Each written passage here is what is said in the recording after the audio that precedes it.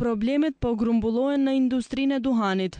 Nga grupimi për prodhimin e cigareve pranë odës ekonomike të Maqedonisë, thonë se ata ende nuk e dinë se sa do t'jenë humbjet nëse Organizata Botërore e Shëndetësisë ndalon prodhimin e varieteteve orientale të duhanit, që është produkti kryesor në Maqedoni.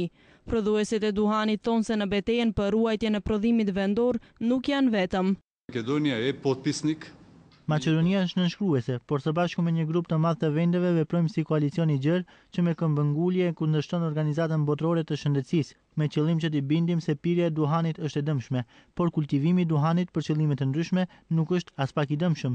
Një kontribut të rëndësishëm dha dhe Instituti i Duhanit, si institucion që për shumë vite bën eksperimente për zëvendësimin e mundshëm të duhanit me kulturat e tjera dhe thjesht bën me dije se nuk ka opsion të tillë në Republikën e Maqedonisë.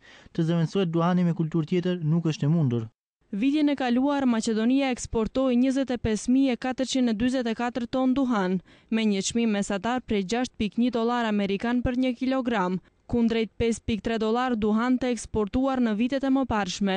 Vetëm nga eksporti i duhanit vitin e kaluar, Maqedonia arkëtoi $155 milion amerikan. Kjo industri merr pjesë me 16 deri në 18% në prodhimin bruto vendor, kurse me rreth 30% e mbush buxhetin e shtetit. Përveç problemit me prodhimin e duhanit, kjo industri po përballet edhe me problemin e kompenzimit të pullave të dëmtuara të akcizës. Aktualisht shteti nuk i njeh dëmtimin, me çka shënohen humbje plotësuese. Prodhuesit kërkojnë njohjen e 0.5% për pullat e dëmtuara.